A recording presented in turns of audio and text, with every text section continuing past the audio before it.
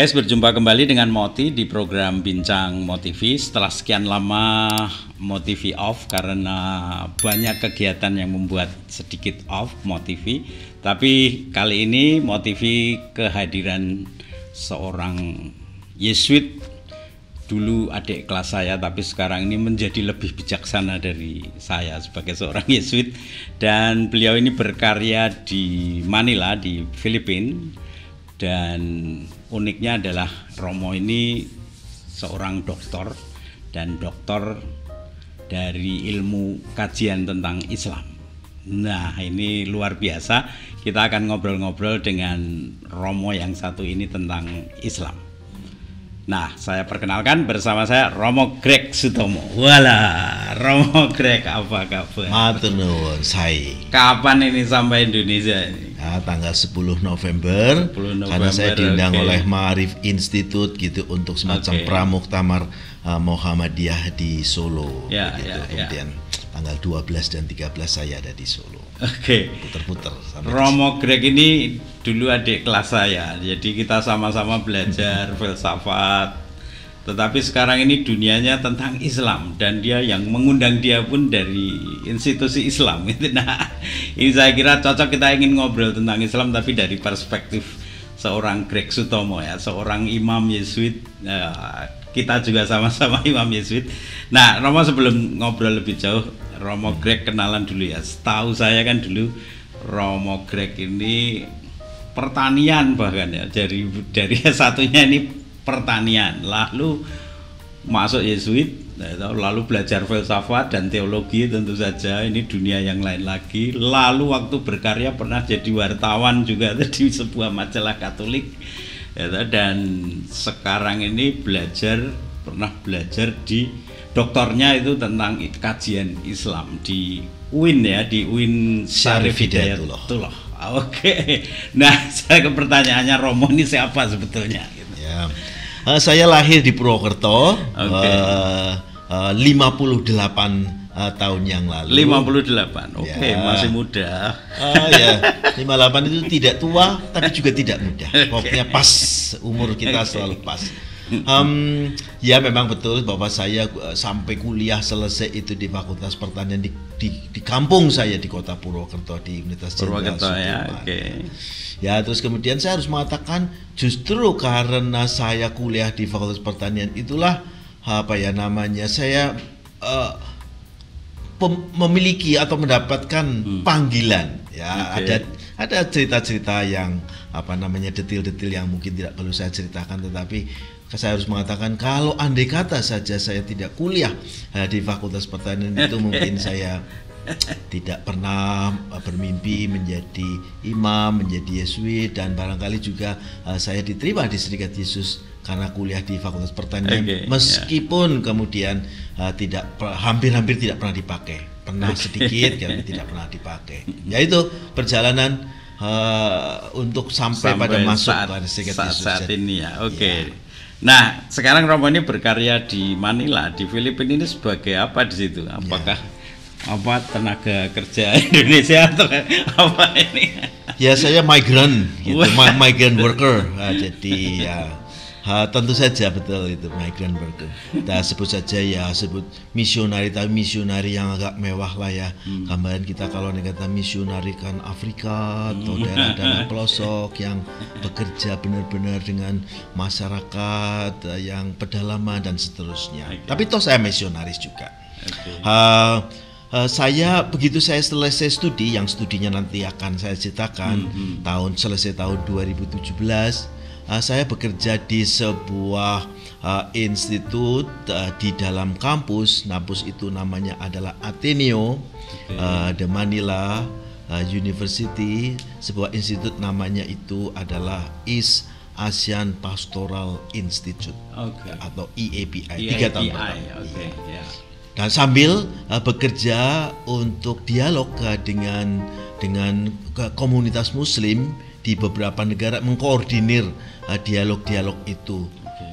Karena itu sesuai dengan skill pengetahuan saya sambil melakukan beberapa kegiatan yang lain. Tapi 2 tahun terakhir ini saya lebih ya kerja di sebuah kantor lah ya, kantor yang pada dasarnya mengkoordinir macam-macam kegiatan dari sekian negara untuk ordo atau tarekat kami namanya Ordo Serikat Yesus.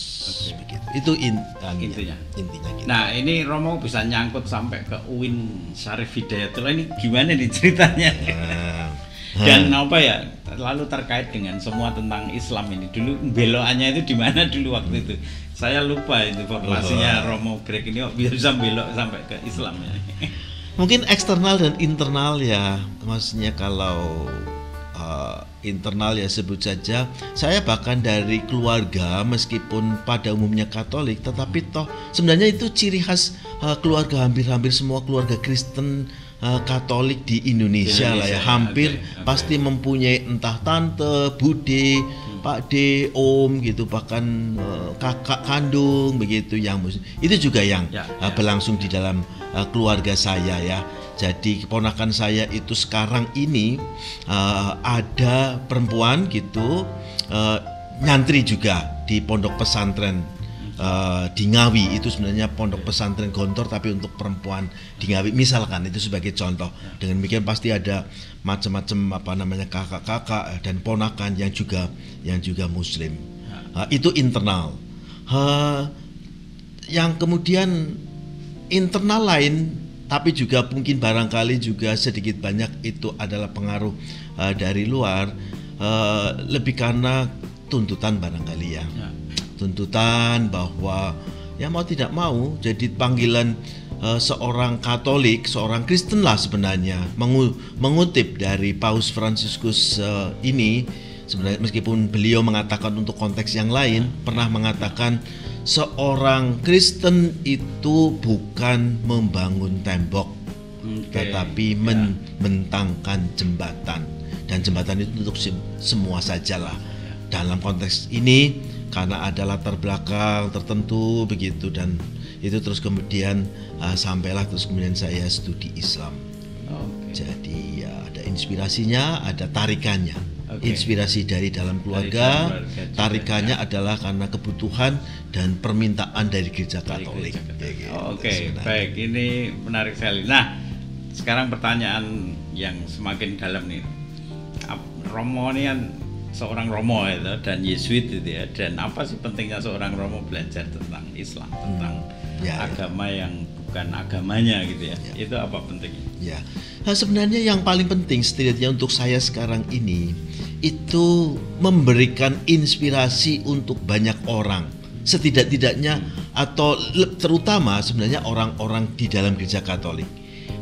Gampangannya mendidik mereka, memberikan pengetahuan tentang Islam yang tepat gitu, yang objektif, mencoba menetralisir kalau betul itu istilahnya, menetralisir apa yang selalu disampaikan oleh media massa, media sosial yang membangun image secara berlebihan. Barangkali secara fakta betul, cuman kemudian banyak biasnya ditambah-tambahi, yaitu memang barangkali kodrat dari media ya itu menghebohkan ya sana. Jadi terus kemudian saya mendidik mereka, karena untuk mendidik mereka lah itu terus kemudian itu berguna, karena umat Katolik ini adalah umat Katolik yang sehari-hari ya hidup di dunia, di masyarakat. Nah, kalau kata mereka memiliki pengetahuan yang cukup begitu, itu sungguh-sungguh bisa menjadi wajah orang Katolik, wajah gereja yang langsung berhadapan dengan orang-orang di luar pagar halaman gereja lah, semacam itu. Itu yang paling utama, utama sebenarnya itu. Ini gambaran yang menarik. Lalu kan Romo Greg ini juga pernah jadi formator ya untuk frater-frater Yesuit di Kolese Hermanum di Jakarta, di STF Dirgantara itu. Konon katanya juga sering mengajak frater-frater untuk live in di pesantren itu. Ini gimana ini ceritanya ini? Tujuannya apa untuk mengajak frater-frater ini untuk live in di di lingkungan yang bukan lingkungan sehari-hari mereka. Ya itu saya lakukan sejak tahun 2009. Jadi kalau Anda kita melihat tahunnya 2009, sebenarnya sebelum saya studi di UIN Syarif Hidayatullah tahun 2013, itu ada 4 tahun yang semacam mempersiapkan sebenarnya, ya kan, kalau melihat tahunnya. Ya, dan 2009 saya tinggal di Jakarta dengan calon-calon pastor, dalam hal ini pastor Yesuit. Saya bersama dengan Romo Heru Prakoso yang senior saya lah dalam kajian Islam ini.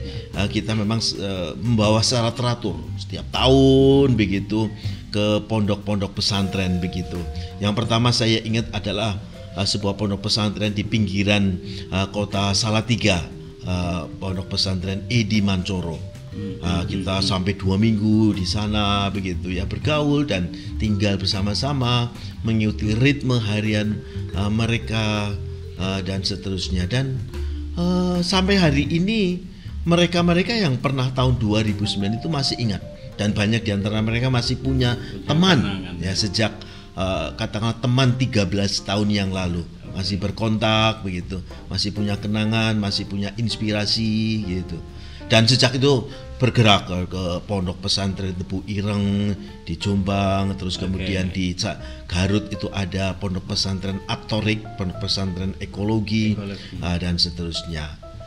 Jadi lagi-lagi tugas saya itu ya menyebarkan benih. Ya memang pastilah kalau mau objektif menyebarkan benih juga banyak yang mati, tapi juga banyak yang tumbuh dan memberikan buah dan ibarat yang besar ya. Yang penting juga untuk masa depan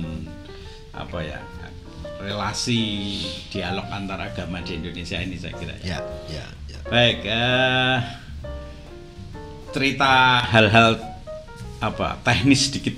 Romo dulu masuk ke UIN gimana caranya? Jadi apakah langsung peludusan, lalu ketika melihat ini seorang pastor itu dan masuk di lingkungan Islam, bagaimana itu? Itu betul, itu hampir semua orang Katolik itu bertanya tentang itu. Pertanyaan-pertanyaannya kerap kali saya sebut saja pertanyaan yang polos lah ya. Pertanyaan polos misalkan begini, Romo kuliah di UIN itu apa? Apakah pelajaran pengetahuan tentang kekatolikan itu sudah selesai sehingga sekarang merambah ke ilmu yang lain, ilmu agama yang lain? Atau Romo di sana itu disuruh menghafal Al-Qur'an ya? Atau Romo di sana itu tidak diapa-apain? Gitu. Dan kemudian jawaban saya saya harus mengatakan positif gitu loh. Saya harus mengatakan ketakutan saya itu menjadi hilang sejak hari pertama di sana. Saya itu diuji wawancara dengan mereka, dan satu penguji saya itu ini hari belum diterima itu aja sudah membesarkan hati ya, sudah membesarkan hati. Misalkan saja beliau itu mengatakan demikian, salah satu penguji dalam wawancara itu, saya pikir kehadiran Bapak nanti di sini memberikan pengaruh positif, memberikan pengaruh yang bagus untuk mahasiswa-mahasiswa lain yang muslim, baik dari segi kepercayaan maupun dari segi keilmuan, begitu. Ya, dia memahami saya, latar belakang saya S1-nya filsafat begitu, dan itu sangat memberikan pengaruh positif untuk mahasiswa-mahasiswa yang lain dari segi pluralisme, segi kepercayaan, pengkayaan kepercayaan mereka dan keilmuan mereka. Begitu. Romo itu S2 dan doktoral di sana ya? Iya, betul. Nah, kalau mau boleh ditanya itu yang dipelajari apa sih waktu S2 dan spesifikasinya apa dan doktoralnya ya? Saya mengutip satu buku sederhana begitu ya. Buku itu berjudul begini, Islam ditinjau dari berbagai aspeknya ya. Lagi-lagi buku itu judulnya adalah Islam ditinjau dari berbagai aspeknya. Nah, dalam hal ini terus kemudian itu mengikuti seakan-akan seluruh sekolah saya itu, sekolahnya itu namanya sebenarnya Sekolah Pasca Sarjana UIN Syarif Hidayatullah lah ya, sebuah kampus. Kalau UIN kan terlampau luas lah, terlampau umum, sedangkan sekolah yang saya datangi aja adalah Sekolah Pasca Sarjana. Jadi saya mempelajari Islam dari berbagai aspeknya, sejarahnya, politik Islam begitu, tentu saja Al-Quran, tentu saja hadis begitu, dan terus kemudian sosiologinya, dan jadi seluruh aspek lah, berbagai tentang Islam, ya, tentang Islam ya, tentang sejarahnya dan seterusnya begitu. Sebenarnya itu yang dipelajari. Tentu saja ya kita saya harus mengakui lah ya, 2 tahun 4 tahun begitu, sebenarnya yang saya pelajari juga masih superficial, dan tetaplah saya harus mengakui dengan hati saya belajar di sana sebagai tetap orang luar ya. Bukan sesuatu yang saya hayati sehari-hari sebagaimana mereka yang muslim, yang beragama Islam, yang menghayati studinya juga sebagai iman kepercayaan mereka. Ya, meskipun saya harus memberi catatan ya, saya sebagai seorang Katolik yang belajar di sana, saya juga tidak akan mengatakan, oh jadi kamu itu di sana hanya sekedar pengetahuannya, tidak gitu. Sebut saja gampangannya, iman Katolik saya setelah belajar Islam itu diperkaya. Diperkaya menjadi mempunyai pengetahuan dan menghayati iman Katolik secara, bahkan saya mengatakan lebih baik, lebih baik. Romo seperti mendapatkan cermin gitu ya, dengan belajar agama lain. Betul. Untuk merefleksikan dan kedalaman dari iman Katolik itu sendiri ya, bersama dengan agama-agama lain. Iya, betul. Baik, Romo boleh tahu apa disertasinya, doktoralnya apa, judulnya gitu, atau kurang lebih bahasanya apa? Ya, mungkin topik saja lah ya. Kalau S2-nya saya sebenarnya tentang pemikiran Islam. Islam, saya menulis seorang tokoh dari Mesir, baru saja meninggal belum lama ini, meninggal dalam usia yang lumayan tua, namanya itu Hasan Hanafi. Dan itu sebenarnya lebih spesifik adalah bagaimana Islam sosial bisa menghadapi kehidupan kontemporer, gampangannya begitu. Topik-topik itu jadi menggunakan pemikiran sosial dari Hasan Hanafi untuk menghadapi begitu arus kebudayaan sosial kontemporer. Ya, gampangannya itu. Sedangkan S3-nya itu adalah tentang sejarah sebenarnya. Sejarah Islam begitu, dan terus kemudian sangat filsafat sebenarnya. Judulnya saja adalah Bahasa dan Kekuasaan dalam Sejarah Islam. Ya, menggunakan ini menarik ini. Ya, sejarah Islam begitu. Selain memang menarik begitu, tapi harus diakui kan saya sendiri sebagai orang luar seperti ini ya, Romo Katolik itu tidak menguasai lah bahasa Arab. Soalnya kalau dikata saya mengambil topik-topik yang menuntut bahasa Arab yang advance, jelas saya itu terlalu berat untuk terlalu saya. Berat ya. Maka saya menggunakan istilah pragmatis. Disertasi yang baik itu disertasi yang selesai. Disertasi yang daki-daki itu, tapi kalau tidak selesai ya susah ya. Ada unzer itu. Baik Romo, setelah Romo ini belajar tentang kajian Islam dan juga akhirnya bergaul dengan tokoh-tokoh Islam juga akhirnya ini, dan dunia Romo ini juga banyak berrelasi dengan keislaman ini. Romo sebagai imam Yesuit Katolik itu, menurut Romo yang indah dari Islam yang Romo temukan apa nih? Saya harus mengatakan ya, setiap kali saya baca buku, setiap kali saya mendengarkan profesor saya cerita tentang Islam dari berbagai aspeknya tadi itu, saya berpikir seperti yang tadi mau dikatakan bahwa berefleksi gitu ya. Setiap kali mendengarkan lah, berefleksi itu sebutannya gampangannya adalah bahwa dua hal lah, gampangannya dua hal, yaitu yang kayak gini tuh ada di Katolik gitu. Kalau yang ini juga ada, kalau begitu sama ya. Tapi kemudian juga mengatakan, yang ini tidak ada nih di Gereja Katolik. Sebaliknya kami mempunyai sesuatu yang lain. dan bagi saya itu indah. Sebagai contoh lah ya, supaya lebih konkret, tentang misalkan saja mistisisme itu sufi begitu ya. Bagaimana mereka itu memiliki aliran sufisme yang begitu dekat ya dengan sufisme Katolik atau mistik ya, para mistik Katolik ya, tentang bagaimana menghayati hidup, kerendahan hati, kesederhanaan, menghayati apa artinya ketabahan menghadapi kesulitan, ketenangan begitu. Istilah silencio mungkin tidak ada di sana, tetapi saya merasakan punyai padanan-padanan dan seterusnya.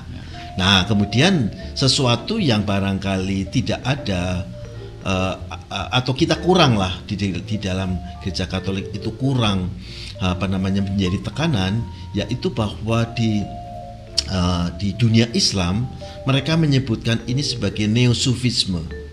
Karena kalau andai kata sufisme saja tanpa sebut saja hukum Islam atau fikih, terus kemudian mereka menganggap itu bisa tersesat gitu. Itu bisa dipahami.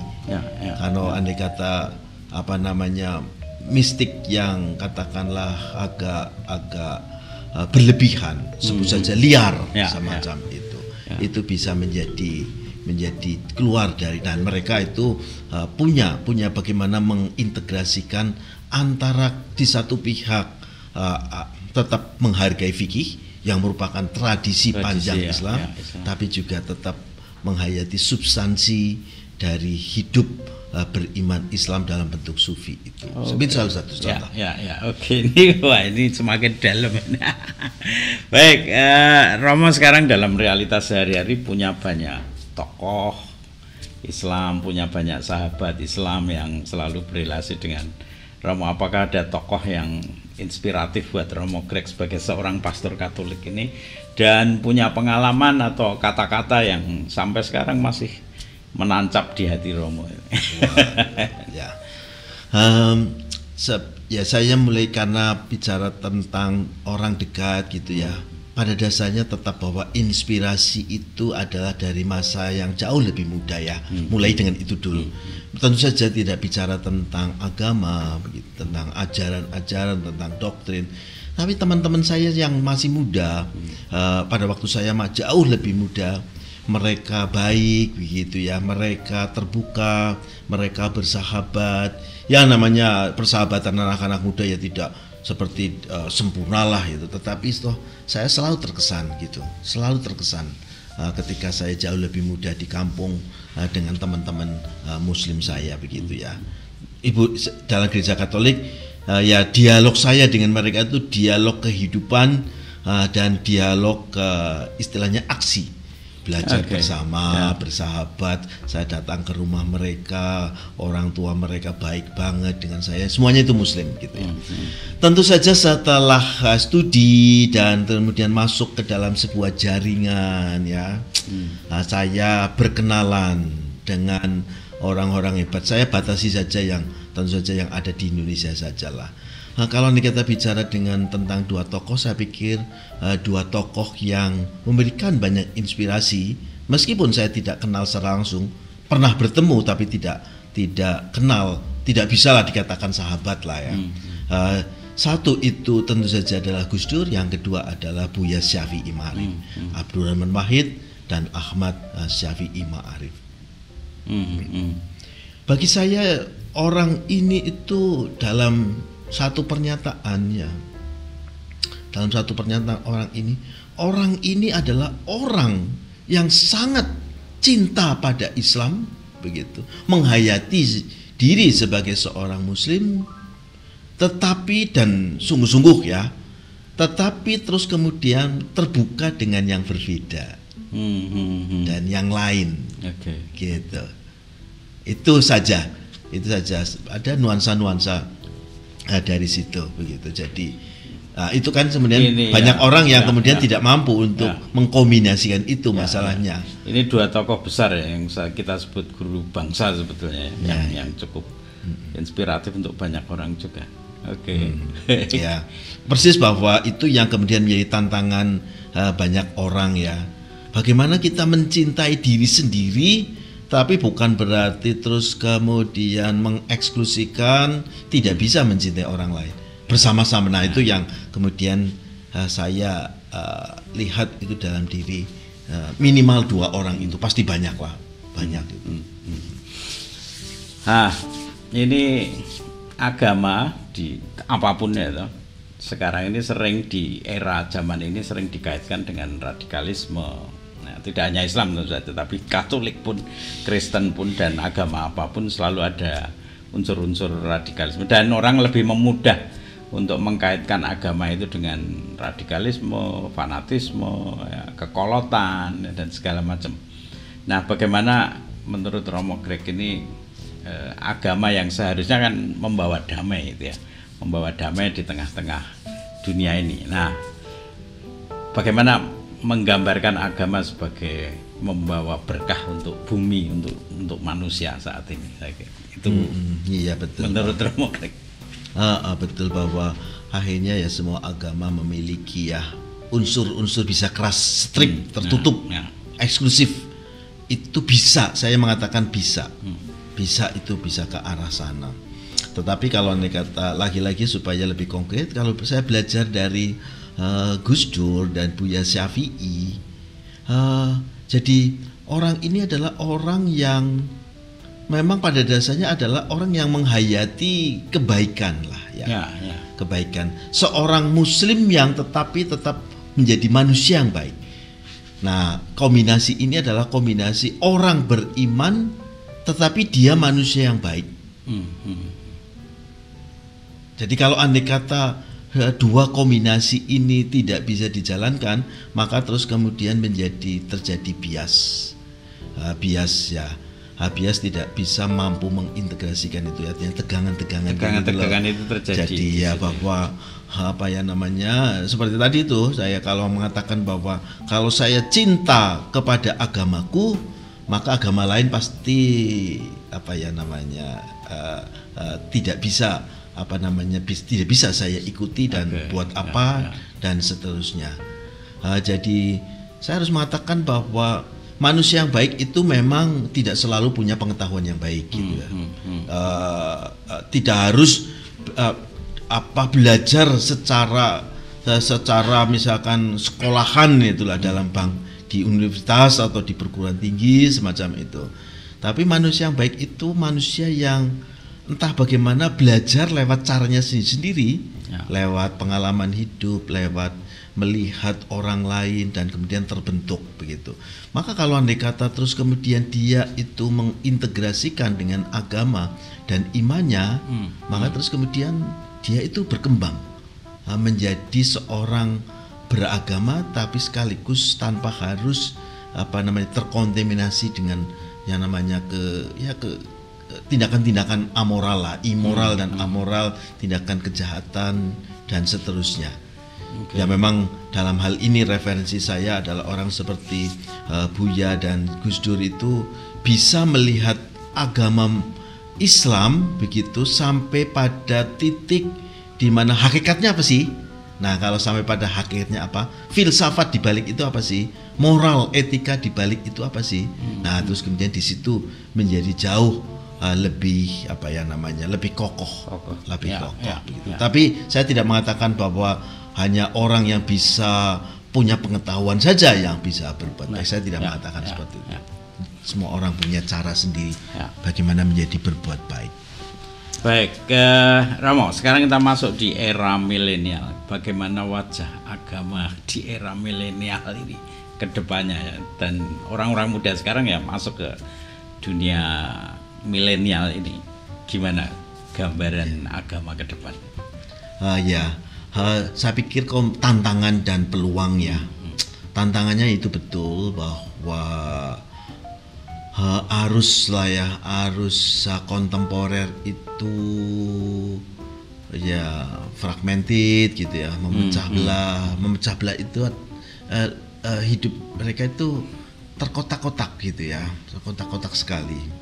Dan terus kemudian obsesif begitu, obsesi terhadap macam-macam lah, terhadap seluruh kultur yang sedang berlangsung ya, kultur kontemporer, kultur modern, kultur media dan seterusnya begitu. Dan kemudian saya harus mengatakan bahwa barangkali dalam situasi seperti itu, di mana generasi yang jauh lebih muda lah dari saya itu mengalami banyak tekanan-tekanan dan obsesi. Di satu pihak nampaknya happy banget, beri bantuan begitu banyak hal untuk memudahkan hidup, tetapi ternyata mereka menemukan ternyata hidup ini sekarang ini tidak otomatis menjadi lebih mudah, dan ini sungguh-sungguh menegangkan ya, menegangkan. Ya sebut saja lah gampangannya bahwa mungkin betul, saya setuju barangkali semakin kapitalistik sebuah komunitas dia semakin rentan secara psikologis. Sebut saja angka bunuh diri semakin tinggi begitu. Nah ini tantangannya tentu saja banyak hal yang harus bisa dijelaskan, tapi untuk menyebut satu faktor itu, tapi di lain pihak menjadi agama, iman itu menjadi punya peluang ya. Dimana kalau kita ya masuk pada kedalaman agama, iman dan seterusnya begitu, secara lebih baik memahami itu saya optimis. Dalam gereja Katolik gampangannya lah ya, dalam gampangannya itu adalah bahwa konkret gitu, doa rosario itu sesuatu begitu loh, sesuatu untuk meringankan beban kita dan menjernihkan keputusan-keputusan gitu yang kita ambil, melihat perkaranya dengan lebih mendalam pada waktu kita doa mantra gitu, rosario. Jadi ini menjadi semacam peluang untuk back to religion ya, back to faith, to the new way to God gitu ya. Setelah dengan cara yang baru. Baik, nah sekarang ini pasca pandemi, entah pandemi masih berlangsung, tetapi ini era pandemi yang akut pada masa-masa lalu. Kira-kira apakah wajah agama juga akan berubah karena pandemi? Ya selain bahwa pandemi itu mempunyai pengaruh besar sekali gitu ya, sosial, politik, ekonomi, ditambahi lagi dengan beberapa peristiwa-peristiwa dunia begitu. Itu memberikan pengaruh begitu, konon begitu, bahwa 1 tahun 2 tahun ke depan itu akan mempunyai pengaruh. Tapi menurut orang yang yang mengetahui tentang kejiwaan begitu, bahwa ternyata ada satu generasi karena pandemi ini jauh pengaruh pendampaknya itu jauh lebih mendalam daripada yang kita bayangkan gitu. Yang kita bayangkan ya, bahwa punya pengaruh terhadap kejiwaan gitu, terisolasi dan sebagainya berbulan-bulan itu. Tetapi menurut penelitian katanya jauh lebih mendalam, jauh lebih berdampak, dan istilahnya residunya akan terus mengendap bertahun-tahun ke depan. Dan lagi-lagi saya memang belum bisa memberikan sebuah penjelasan, tetapi saya melihat kok yang namanya agama, khususnya elemen-elemen spiritualitas dari agama itu mempunyai peluang untuk mengembangkan diri sendiri juga, mengembangkan diri agama itu sendiri supaya tetap bisa relevan begitu menghadapi apa yang akan terjadi ini di post pandemi ini. Tentu saja lagi-lagi bahwa dalam sejarah agama-agama ya, agama itu relevan, berkembang dan tetap berguna gitu, sebut saja tetap membantu jika agama itu terbuka terhadap pengetahuan baru. Ya sebut saja lah gampangannya, mengapa Konsili Vatikan kedua itu begitu terbuka, karena mereka mendapatkan masukan dari ahli antropologi, sosial politik, bahkan mendapatkan masukan dari para komunitas pakar muslim gitu, sehingga sampai pada misalkan Decreto Nostra Aetate karena mendapatkan masukan. Jadi ya seperti itu. Jadi pentingnya kita terbuka. Oke, baik Romo Greg.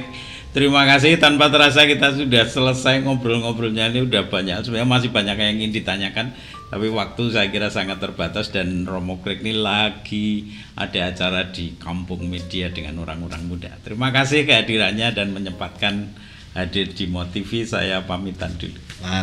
Guys, itu tadi obrolan saya dengan Romo Greg Sutomo yang belajar tentang kajian Islam dan dia seorang dokter dari kajian Islam itu, dan kita ngobrol tentang tidak hanya Islam juga tetapi berbagai macam agama.